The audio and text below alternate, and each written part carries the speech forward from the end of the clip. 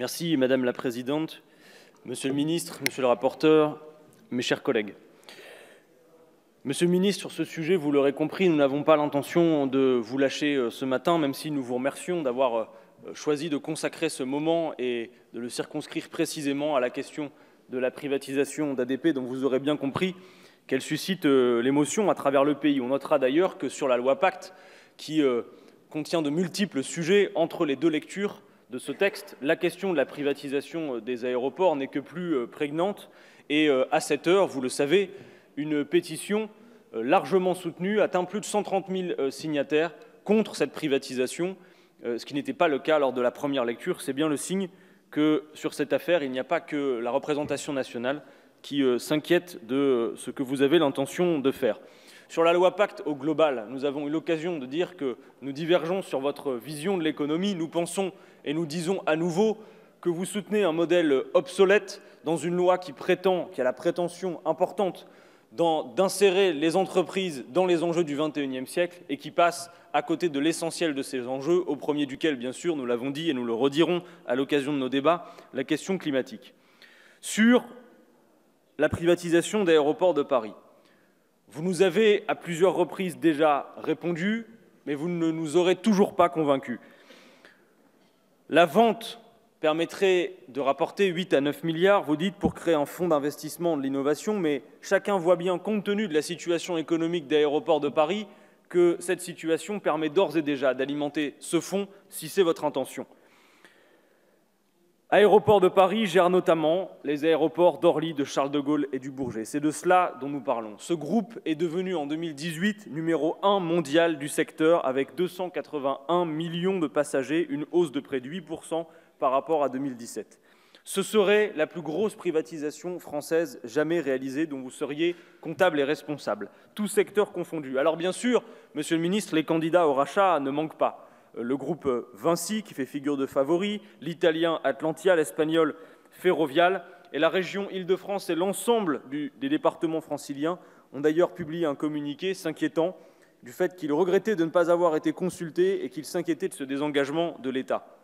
Bien évidemment, désormais, les seules opérations de privatisation qui restent possibles concernent des secteurs clés et des secteurs éminemment stratégiques comme celui-ci, puisque tout a déjà été bradé et Emmanuel Macron poursuit la grande braderie à laquelle il avait déjà largement participé lors du quinquennat précédent. On doit rappeler ici qu'Emmanuel Macron était en effet ministre de l'économie sous François Hollande et qu'il a à son actif la privatisation de l'aéroport de Toulouse, autorisant une vente à un groupe chinois peu recommandable, implanté dans des paradis fiscaux, avec à sa tête un oligarque corrompu, avec la gabegie que l'on connaît désormais, cet investisseur ayant siphonné une bonne part de la trésorerie pour s'octroyer des dividendes colossaux et qui essaye aujourd'hui de revendre le près de 50% de ses parts pour 500 millions d'euros, alors qu'il les avait achetés pour 308 millions et qu'il a entre-temps empoché 27 millions de dividendes.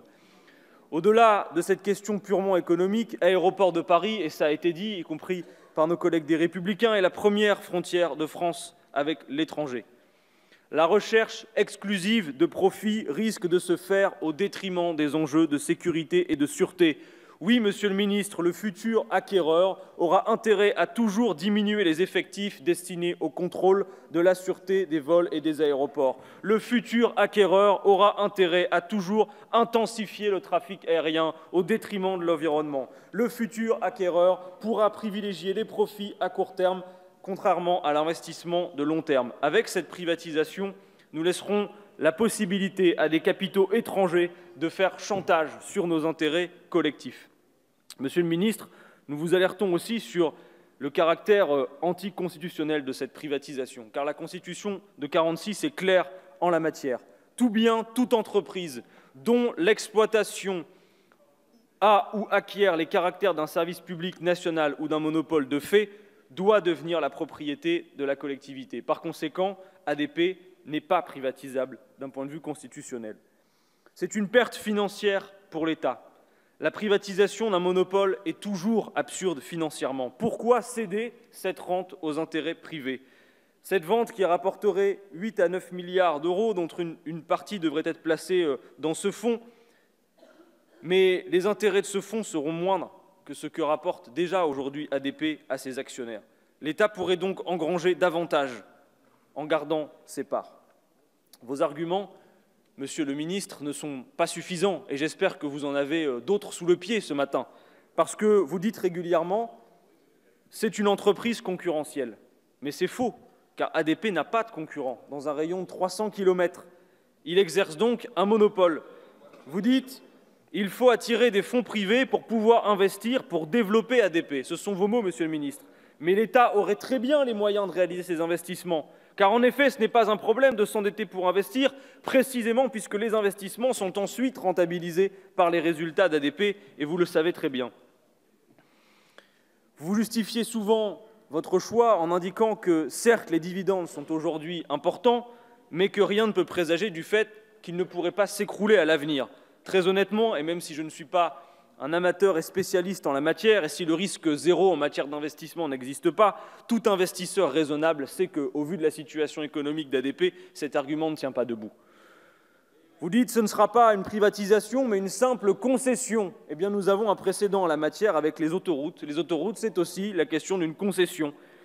L'État a prévu de racheter les actifs au terme de la concession. C'est une situation sans précédent. Le risque est que l'État, et vous le savez, doive débourser des sommes considérables, gigantesques à la fin de cette concession. Et sans le dire, c'est une concession à perpétuité pour le privé qui risque de se mettre en place avec cette privatisation. Bref, la vraie motivation de cette vente, Monsieur le ministre, je veux le croire, est ailleurs.